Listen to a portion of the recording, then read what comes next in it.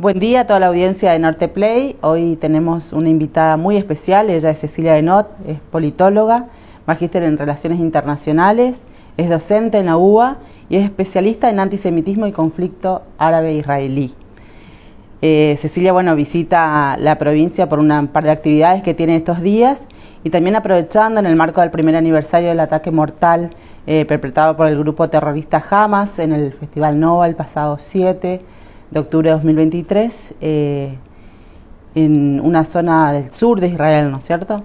Gracias Cecilia, es un placer para nosotros tenerte acá, poder hacerte esta entrevista y también conocer, aprovechar tu llegada, tu visita a la provincia para conocer un poco más de este gran conflicto que no solo repercute ahí mismo, sino que en todo el mundo. ¿Qué significó este acto terrorista el 7 de octubre para Israel? Bueno, primero que nada, muchas gracias por invitarme, un placer estar acá, un placer estar en el Chaco, es la primera vez que vengo a la provincia, así que un placer, un gusto. La realidad es que el 7 de octubre fue uno, si no el más, día negro para Israel, porque realmente se produjo una invasión de 6.000 terroristas al sur del país, que rápidamente tomaron el control de varias comunidades del sur. No solamente atacaron el Festival Nova, donde mataron más de 360 jóvenes, sino que al mismo tiempo atacaron muchas comunidades, muchos poblados del sur, a los que rápidamente tomaron el control y asesinaron gente, prendieron fuego sus casas, algunos murieron quemados vivos adentro de las casas, pero al mismo tiempo tomaron más de 250 rehenes y se los llevaron a la Franja de Gaza. Por lo cual, y además a esa complejidad de ese ataque terrible que fue el 7 y la toma de rehenes, se le sumó no solamente 20 días después el comienzo de la guerra que sigue hasta el día de hoy en la Franja de Gaza, sino que el día siguiente también ataques desde el norte de Israel. En estos días, justamente a la madrugada de Israel, parecía que empezaba finalmente una incursión terrestre también en el Líbano. Finalmente no se produjo, hubo algunas operaciones relámpago, pero todavía no, porque a partir del día siguiente al ataque de Hamas, el otro grupo terrorista que rodea a Israel, que es el grupo terrorista Hezbollah, comenzó también a atacar desde el Líbano a Israel y esto produjo no solamente los rehenes, los muertos del 7, sino también un montón de evacuados, no solamente los evacuados del sur, que tuvieron que irse por los ataques constantes y porque sus casas fueron destruidas durante el ataque, sino también porque los cohetes del norte que bombardeaban constantemente estas comunidades del norte también forzaron a sus habitantes a la evacuación. Entonces, fue un día realmente negro porque recordemos, y esto vale decirlo, no solamente fueron más de 1.200 asesinados ese día, lo que representó el día de más judíos asesinados en un día desde la época del Holocausto, sino que al mismo tiempo fueron 250 personas tomadas como rehén, de las cuales 101 todavía continúan secuestradas en los túneles de Gaza, y de las cuales también vale decir 8 son argentinos.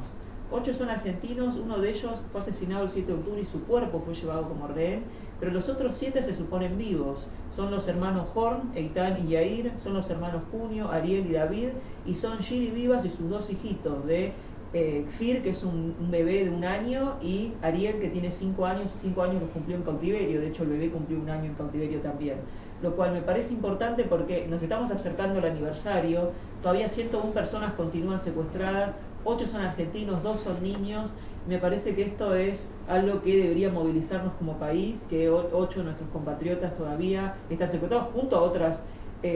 más de 90 personas, y me parece que debe ser un día, este lunes, este aniversario, para seguir pidiendo por su liberación, para seguir exigiendo su liberación y para seguir exigiendo a estos grupos terroristas que bajen las armas, porque la realidad es que llevamos 1 año también casi de guerra, con todo el sufrimiento que eso implica, no solamente dentro de Israel, sino también para el pueblo palestino y para el pueblo libanés, y estas guerras podrían terminarse si estos grupos decidieran liberar a los rehenes y bajar las armas. Entonces continuamos también con esa exigencia para poder recuperar a los secuestrados y para poder terminar con esta guerra que está afectando la vida de tantas personas, ¿no? Sabemos que esto no empezó el 7 de octubre del año pasado. El claro objetivo de Hamas, como carta fundacional, es destruir el Estado de Israel, es el exterminio incluso de todo judío en el mundo. ¿Cómo ves la actitud de otras organizaciones internacionales como la ONU, por ejemplo? ¿Cuál es su mirada frente a esta situación. Sí, por supuesto que no empezó el 7 de octubre, jamás tomó el poder de la Franja de Gaza en 2007, desde entonces no hizo otra cosa que desconocer todos los acuerdos internacionales previos y atacar a Israel. Esta es la quinta guerra entre Israel y el grupo terrorista Hamas. Todas comenzaron por agresiones de Hamas contra población civil israelí, así que claramente esto tiene larga data. ¿Por qué pensás que toman esa posición? Y las organizaciones internacionales, yo creo que lamentablemente hay varias situaciones. Primero, las Naciones Unidas tienen una organización de refugiados palestinos, que es la UNRWA, que ha tenido un rol bastante cuestionable en el conflicto históricamente, pero a partir de esta guerra ha quedado mucho más en evidencia eso. Porque algunos profesores de esta organización, la UNRWA es la organización de la ONU para los refugiados palestinos tienen una organización de refugiados para ellos mismos, el resto de los pueblos tienen la ACNUR, pero los palestinos tienen una para ellos mismos, que es la UNRWA. Y obviamente la UNRWA tiene una serie de actividades en los territorios palestinos, entre ellos la educación, por ejemplo, y en las escuelas de la ONU no solamente se ha enseñado un pensamiento radicalizado en contra de Israel, sino que ha quedado en evidencia que muchos de sus empleados, muchos de sus docentes participaron directamente el 7 de octubre, la ONU ha tenido que reconocer eso, sino que al mismo tiempo algunos de ellos incluso tenían secuestrados en sus casas. En estos últimos días Israel eliminó al comandante de Hamas en el Líbano y era una persona ligada a la UNRWA también. Entonces, me parece que hay un rol muy cuestionable de muchas organizaciones que de participar en el terreno en lugar de mantener su rol objetivo, neutral, que les demanda su función, su misión, se han ido cada vez más ideologizándose. Creo que esto también es producto de una mayor radicalización en todos los puntos. Vivimos en una época donde cada vez hay más polarización, donde los temas no hay posibilidad de matices, ¿no? O sea, uno está totalmente a favor y totalmente en contra. Este es un conflicto que mucha gente empieza a verlo como si fuera un partido de fútbol, donde hay que estar con los palestinos y en contra de Israel, o con Israel y en contra de los palestinos, cuando es un conflicto, no es un conflicto de suma cero, cuando es totalmente posible estar a favor de los derechos humanos de los dos, pero mucha gente parece imposibilitada de poder tomar una postura más matizada y es absolutamente dicotómico. Y creo que también en otro movimiento que es un esfuerzo considerable de aquellos enemigos de Israel, por ejemplo, Qatar es el principal financista extranjero de las universidades de los Estados Unidos, hay un esfuerzo considerable de propaganda y de invertir en educación para generar una masa crítica, para generar un sentido común muy anti-Israel, muy en contra de la existencia misma del Estado. Lo vemos, estos esfuerzos, cada vez que hay una escalada del conflicto, vemos manifestaciones en todo el mundo, pero a partir del 7 de octubre hemos visto manifestaciones a un nivel que no se había visto nunca, pues un esfuerzo que viene desde hace décadas para poder formar una población, sobre todo en los jóvenes. Las encuestas muestran que los jóvenes son aquellos que en Estados Unidos, por ejemplo, tienen una postura cada vez más ni siquiera pro-Palestina, pro-Hamas directamente, de celebración de ataques terroristas, porque han absorbido una visión sobre el conflicto que presenta a Israel como un Estado tan terrible, tan criminal, tan monstruoso, que en ese marco cualquier cosa que se haga en contra de ese país está justificada en el marco de la lucha contra la opresión. Está esa suerte de narrativa que hace que mucha gente termine teniendo esta postura. Y lamentablemente la gente que sale de universidades o que absorbe este tipo de narrativa también son los que ocupan lugares en las Naciones Unidas, en las organizaciones de derechos humanos, y lamentablemente creo que eso ha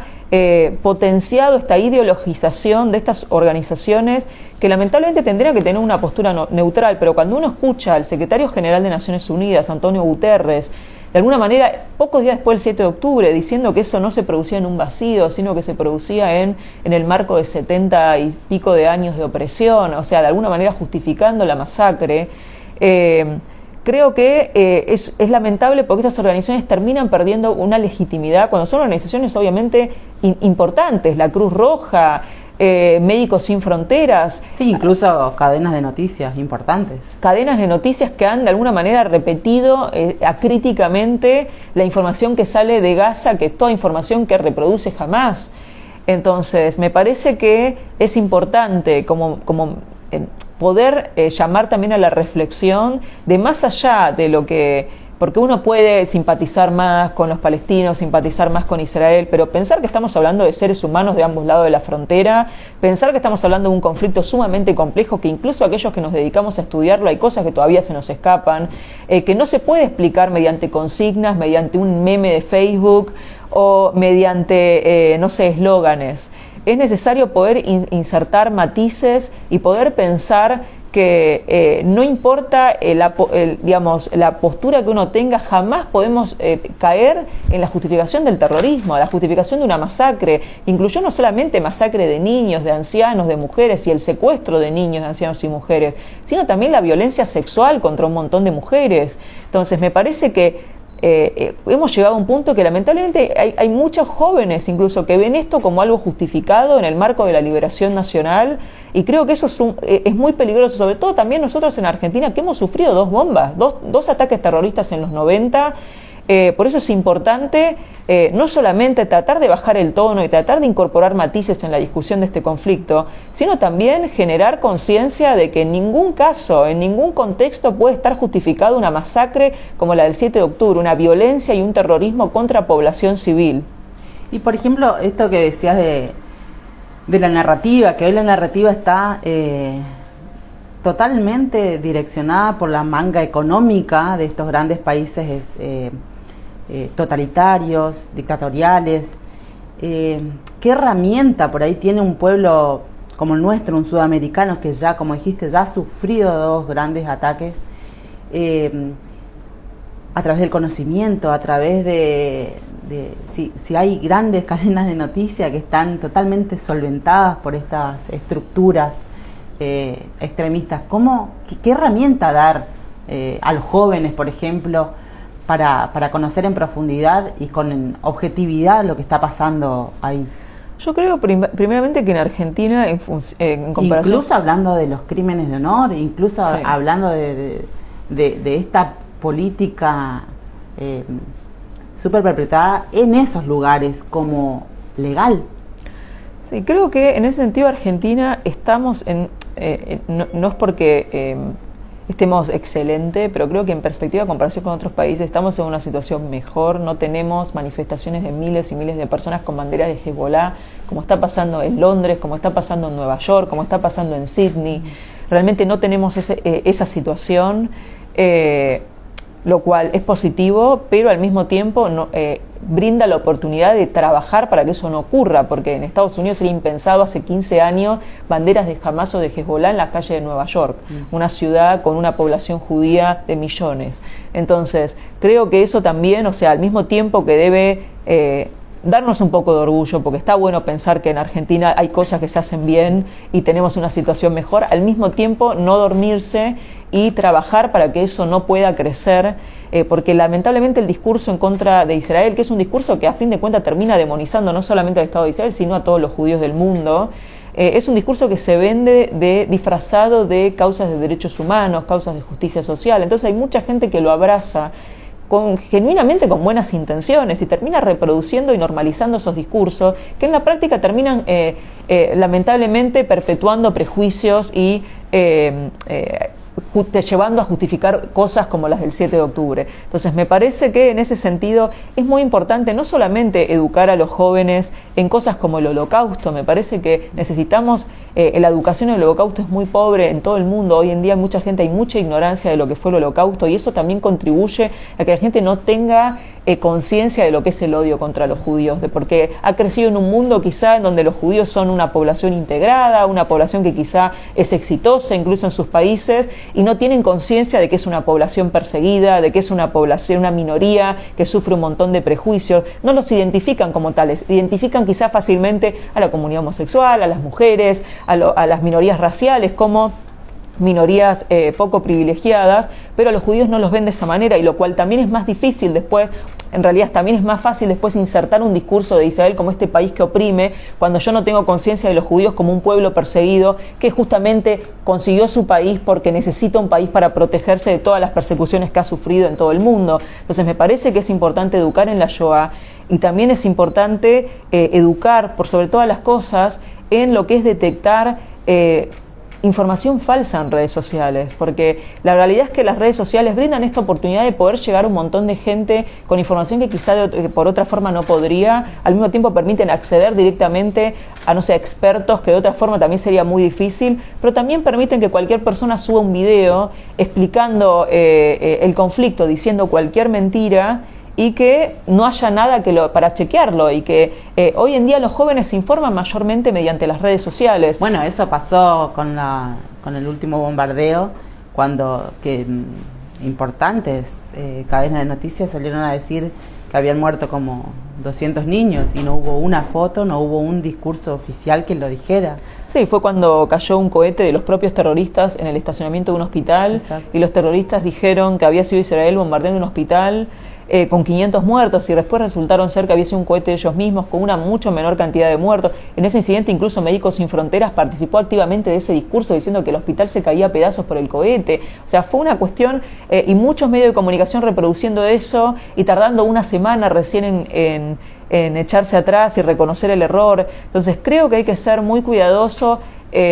Conscientemente una semana, sí. La idea era eso, que dure lo más que pueda. El daño ya estaba hecho, había habido casos de antisemitismo, prendieron fuego a una sinagoga en Túnez como respuesta a ese supuesto bombardeo de un hospital. Entonces me parece que hay que ser hay que tener mucha responsabilidad, no solamente los que nos informamos, la gente que va a las redes sociales a informarse, tratar de chequear la información con diversas fuentes antes de reproducirla, tratar de buscar fuentes oficiales, tratar de buscar, a pesar de que los medios tradicionales puedan llegar también, como este caso que mencionábamos, a equivocarse, es mucho más confiable un medio tradicional que cualquier persona que viene y te cuenta, yo te cuento la guerra en TikTok. La realidad es que los jóvenes hoy se informan mediante las redes sociales, y creo que hay mucha gente por ahí se enoja, y hoy la gente se informa con un video de 2 minutos de TikTok. Pero bueno, podemos enojarnos con la realidad o aceptar la realidad que los jóvenes se informan de esa manera y tratar de ver cómo podemos adaptar la información, cómo podemos llegar a los jóvenes de esa manera, pero con información real, con información confiable. Pero creo que hay que poder educar a la sociedad en cómo poder distinguir fake news, en cómo poder buscar fuentes oficiales.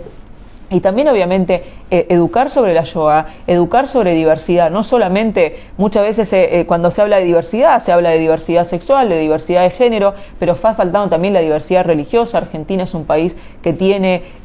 muchas confesiones, muchos diferentes, poder aprender sobre la historia de cada uno de ellos. Me parece importante también poder educar en esto. Hemos sufrido 2 atentados terroristas. Poder educar en lo que es el terrorismo, en que el terrorismo no está justificado bajo ningún punto de vista, y también este tipo de cosas, actores que tienen intereses claros como es Qatar o como es Irán, y estar muy alerta en cuanto a las inversiones que esos países quieran hacer y en qué áreas en nuestro país y en otros. Me parece que podemos, por ejemplo, Bolivia firmando un convenio de defensa con Irán, eso es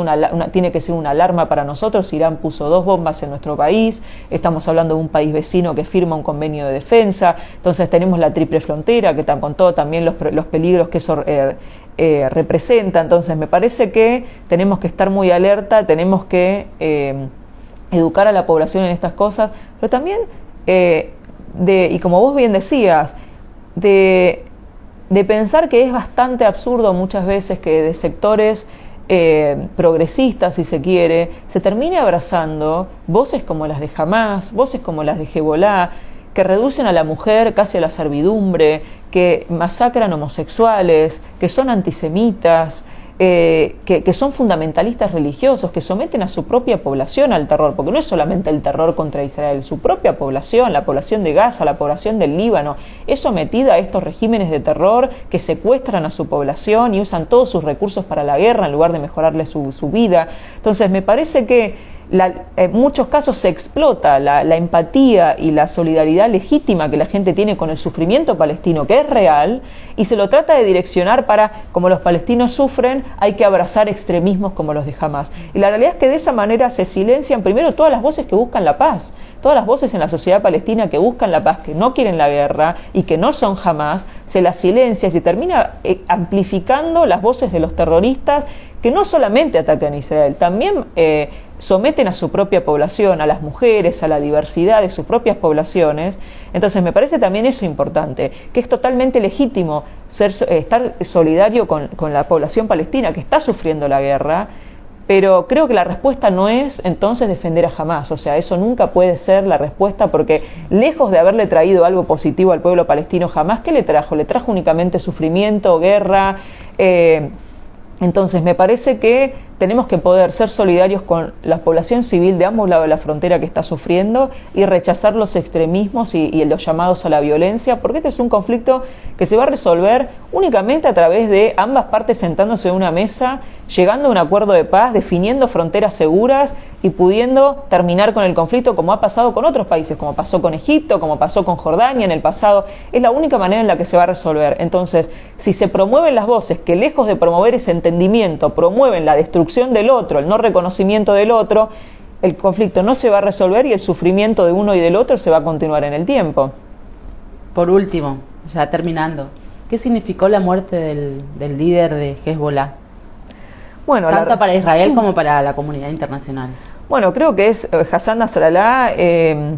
gobernaba, o sea, era el líder del Hezbollah del año 92, o sea, a la mitad de su vida, porque asumió con 32 años y pasaron 32 años de eso. O sea, la mitad de su vida fue el líder de Hezbollah, o era un líder no solamente profundamente un carnicero, o sea, él era literalmente el carnicero de Beirut, era una persona que lideró a esta organización a cometer todo tipo de masacres, no solamente contra la población sunita en propio Líbano, sino también contra los cristianos, ni hablar de las masacres que han cometido en la guerra siria. O sea, Hezbollah ha entrado a la guerra civil siria a masacrar las poblaciones sirias en nombre de Bashar al-Assad y de Rusia y también de Irán. Entonces, ha sido una organización que llevó adelante atentados en todo el mundo, incluida la Argentina. Una persona obviamente con mucho poder, muy carismática, con sus seguidores realmente fanatizados con él, lo que representa, y él además vivía hace ya muchos años encerrado en un búnker, justamente por el peligro de ser eliminado por Israel, y la realidad es que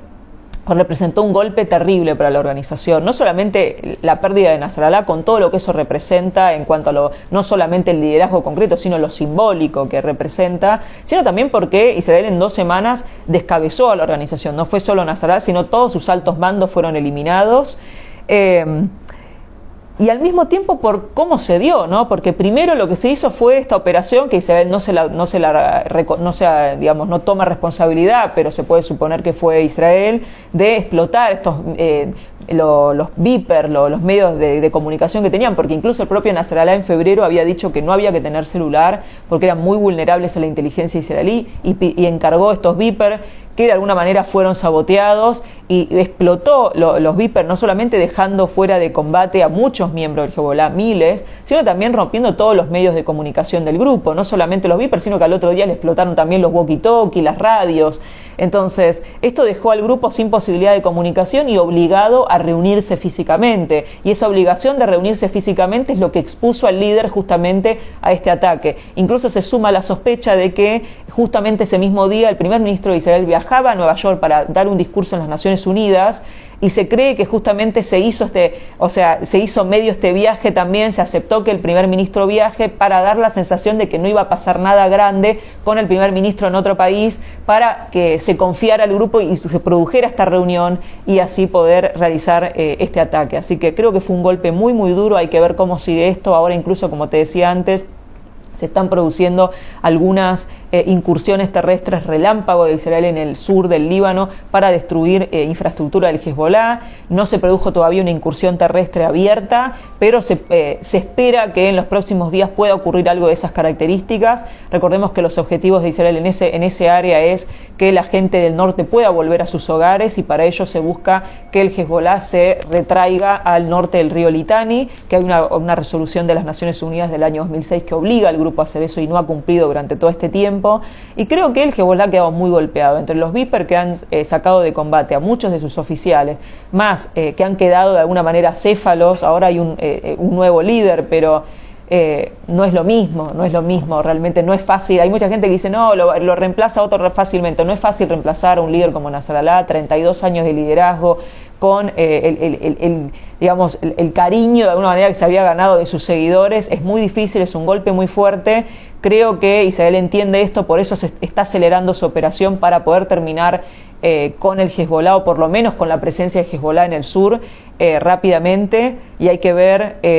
entonces cómo se desarrolla esto en los próximos días. ¿Se podemos entonces pensar en un Medio Oriente en paz? La verdad es que es... sin estas cabecillas.